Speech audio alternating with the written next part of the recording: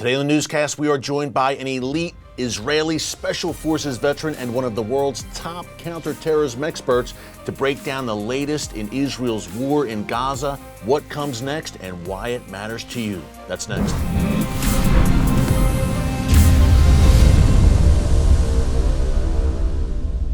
Hey folks, Erick Stakelbeck here. Welcome to the Watchman Newscast. We like to say here on the show that what happens in the Middle East does not stay in the Middle East. Events unfolding right now in the world's most strategic and chaotic region will profoundly affect you no matter where you live. Now, I know we have viewers from around the world. I'm sitting in the United States right now, and I'm sitting with our good friend, Aaron Cohen, one of the world's top counterterrorism experts, a veteran of an elite Israeli Special Forces unit. Aaron, great to have you with us here on The Watchman.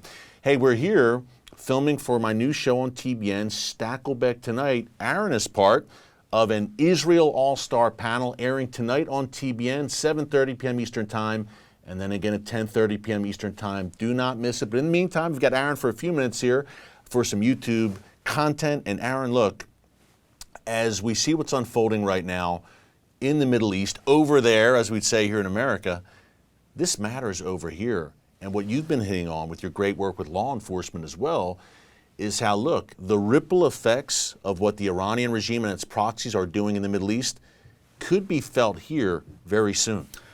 Yeah, so I've been, one of the core components of what I do now, Eric, is I train law enforcement around the country. I teach the Israeli methodology of counterterrorism.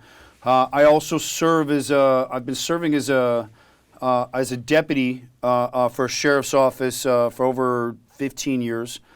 And I teach active shooter response. I teach hostage rescue and different types of high threat responses for SWAT, patrol, school resource officers.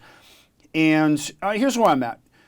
As long as this Free Palestine movement keeps growing, as long as which is a pro-Hamas movement. From the river to the sea. From the river to the sea. And regardless of the fact that it's the 18 to 24-year-olds who graduated from the University of TikTok, we have seen a steady increase in aggressiveness, in violence.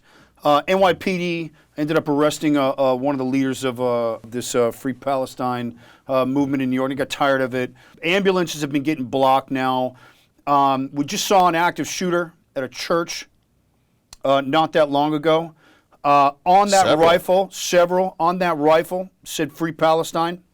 And I think that all of the threads here with what's happening in the Middle East, because of social media and because of the lack of awareness and education as to the real situation in Israel, what Israel actually stands for, what Israel is trying to do here, how cautious Israel is, and with the narratives that have been spun out of control here, being led by Al Jazeera, which is Qatari-owned and operated, we're in a terrible disinformation war right now. I believe that's going to continue to permeate here in the United States. And so I want to talk to U.S. law enforcement. These are my brothers and sisters. Another officer was just shot in New York City during a vehicle stop. Crime is starting to absolutely bleed out of control. You're an East Coast guy, and I've got a lot of friends with the NYPD, and I saw this shooting, and I feel like all these threads are connected, and I feel like the totality of what's happening in the Middle East, with the chaoticness of this Free Palestine pro-Hamas movement, along with these liberal cities who are absolutely allowing themselves to self-destruct. Madness, it's turning into Looney Tunes here. Yeah. So I want to talk to the cops, which is you really want to start being honest about your training. And what I mean is we could see more of these active shooter threats start popping off. You might be alone. You may not have the time to wait for a SWAT team to get there, which means it's going to be a single individual law enforcement officer responding, which means you've got to be able to shoot straight. You'll have to be able to do it in crowds. We can't have another Uvalde. We can't have officers standing around trying to figure out what to do. And I talked to that response with respect, because there's an enormous chemical dump that happens when you've got to go into the fire. So I want to talk to the chiefs and the sheriffs out there and the training coordinators out there. Start leaning into your behavioral-based tactics. If you don't know what they are, those are tactics that were designed to mimic how your body's going to be under stress. Get down with the point shooting. Get down with the cluster firing. make sure that you've got the mindset conditioning to be able to go from reading those plates to counterterrorism toolkit. All of these things are doable. Those officers who got stuck in that hallway in Uvalde, they can be transitioned into moving into a counter-terror mindset, but the training has to reflect that. And so, guys, get honest about your training. That's where I come out. Really dip into the tactical stuff and make sure that you can point shoot, that you can cluster fire, and have a look at the limited penetration room clearing. Yeah.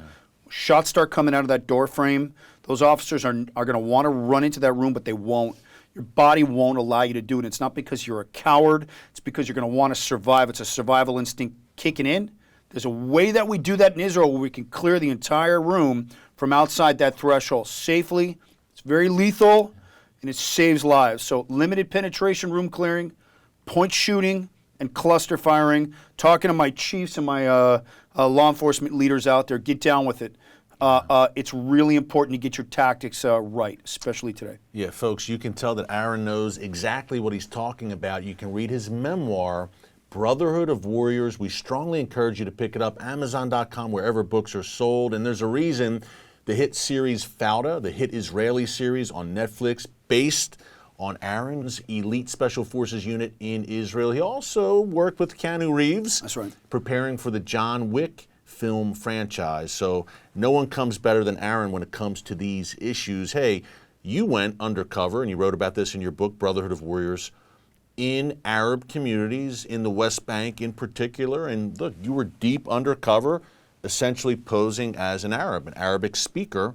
Are you concerned about the Iranian regime, Hamas, Hezbollah, that Iranian axis operating right here in the United States? And Aaron, look, I think of our porous southern border. I was just going to say, it's not a stretch to make that connection. You got 15,000 people coming across that border every day. I almost feel like it's by design. There's no other explanation. It's an invasion. Now, listen, I'm not a conspiracy guy, but like I got to tell you, how can the strongest nation in the world, with the strongest military in the world, the finest FBI in the world, and by the way, I'm a fan of FBI Director Christopher Wray. He's been on talking to the Senate, addressing the government on multiple occasions, saying, I see more red flags than any time in our history since 9/11. And when the head of one of the finest or the finest intelligence agencies and investigatory law enforcement agencies in the world is telling you terrorism is imminent and it's coming here to this country, you don't have to have worked with the Mossad or been in the Mistaravim in Israel, the Arabis, the elite undercover unit, to understand that this guy's sitting in front of Congress telling him he sees red lights blinking everywhere. So these threats are real. This border is wide open. I still, to this day, cannot figure out why. It's a flashing red light to terrorists. Well, then go to the private sector and start hiring security and put them on the border if you can't get it staffed. I mean, all these problems are solvable. I just don't understand why it's not being addressed, how it's allowing itself to get political between the state of Texas and the White House. And my hat off to Governor Abbott. I'm following the governor on Twitter, and I'm saying, good for you, Governor. You know, if you need help, give me a call. You know what I mean? Israel, we'll come out here and help you guys with the southern border, whatever you need. The point is it's laughable. And I think that the threat level is real, and I think it seriously needs to be addressed. And I believe that several allegiant potential terrorists have infiltrated that southern border. And I think it's a problem. And so, again, that's why I'm talking to law enforcement. Get your tactics and get your mindset ready. Wow, what a way to close with Aaron Cohen. A grave national security threat. Thank you for that wake-up call to America and the world. Folks, again, the book is called Brotherhood of Warriors. Now, you can see more of Aaron and I. We just recorded a great podcast. It's the Stackscast. You can subscribe, Apple, Spotify, wherever you get your podcasts. And remember, tonight, March 28th, all-star panel, right here from the Plex, our TBN Global headquarters in Dallas-Fort Worth. Aaron is on the panel breaking down all the latest news out of the Middle East, why it affects you. It's Stakelbeck tonight, 7:30 p.m., 10:30 p.m. Eastern Time. Don't miss it. Until then, thanks for joining us here today on The Watchman. God bless you.